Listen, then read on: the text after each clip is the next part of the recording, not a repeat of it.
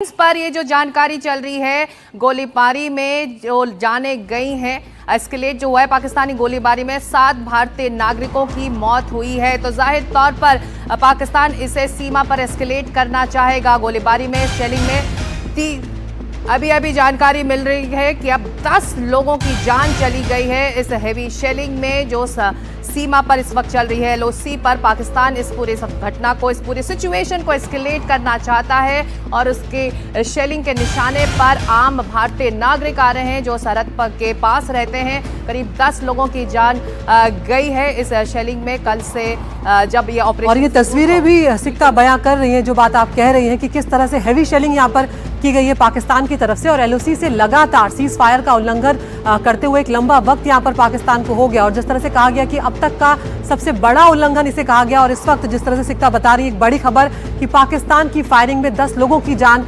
चली गई है, 30 से ज्यादा लोगों के यहाँ पर घायल होने की खबर आई है। उसके सबूत भी यहाँ पर नजर आ रहे हैं। जिस तरह से सीमा पार से पाकिस्तान लगातार एलओसी के पार से फायरिंग को अंजाम दे रहा है। कई घरों की दीवारों में बड़े बड़े छेद हो गए, शीशे टूट गए हैं, कई घरों को खासा नुकसान पहुंचा है और 10 लोगों की जान भी यहां पर चली गई है। बिल्कुल। और पहलगाम हमले के बाद जब भारत एक्शन की बात कर रहा था तभी एलओसी पर एस्केलेट करने की कोशिश शेलिंग से पाकिस्तान करता रहा और अब ऑपरेशन सिंदूर के बाद शेलिंग और ज़्यादा बढ़ी है, गोलीबारी बहुत ज़्यादा बढ़ी है। 10 लोगों की जान वहां पर गई है। सरहदी इलाकों में रहने वाले लोग इसकी जद में आए हैं। ये तस्वीरें आप देख सकते हैं जो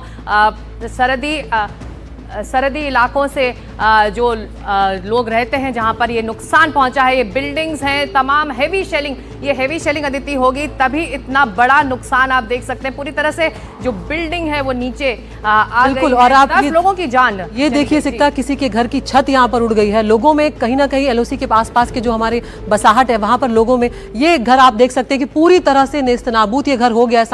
सामने से ये शीशे जो है वो टूटे पड़े हैं और लोगों में दहशत जो है वो साफ तौर पर देखी जा सकती है। बड़ा नुकसान यहाँ पर हुआ है और वजह सीधे तौर पर पाकिस्तान जो लगातार एलओसी के पास से फायरिंग कर रहा है। पुंछ जो सेक्टर है वहां से पाकिस्तान लगातार फायरिंग कर रहा है। नौशेरा, अखनूर, इन सेक्टर्स पर पिछले कई दिनों से सीज फायर का उल्लंघन जो है पाकिस्तान की ओर से किया जा रहा है और सबूत आपके सामने है। यहाँ पर 10 लोगों की यहाँ पर जान चली गई है, 30 से ज्यादा लोग घायल हुए हैं।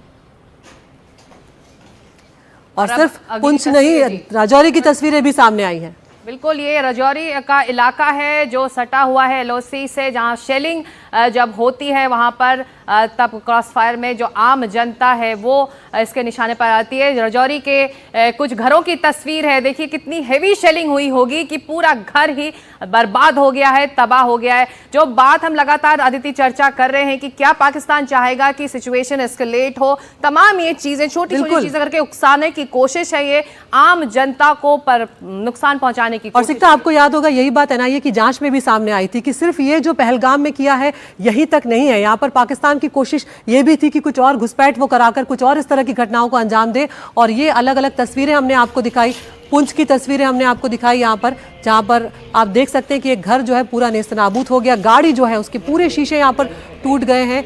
10 लोगों की जान जाना अपने आप में बहुत बड़ी बात है और लगातार सीज फायर का उल्लंघन पाकिस्तान करता आ रहा है। पहलगाम के हमले के बाद से जब ये खबर सामने आई कि अब भारत जो है वो बदला लेगा, पाकिस्तान के आतंकी ठिकाने जो है उन्हें नेस्तनाबूद किया जाना था, ये पाकिस्तान को पता था, तो ऑपरेशन सिंदूर को अंजाम दिया गया। और यहाँ पर तस्वीरें एक के बाद एक हेवी शेलिंग पाकिस्तान की ओर से और खासा नुकसान यहाँ पर हुआ है एलओसी के पास। पुंछ और राजौरी वो सेक्टर्स हैं जो सरहद के पास है, एलओसी के पास है, इसलिए जब भी तनाव बढ़ता है सरहद पर तो यहाँ पर इसी तरह से बर्बादी देखने को मिलती है। पाकिस्तान उकसा रहा है।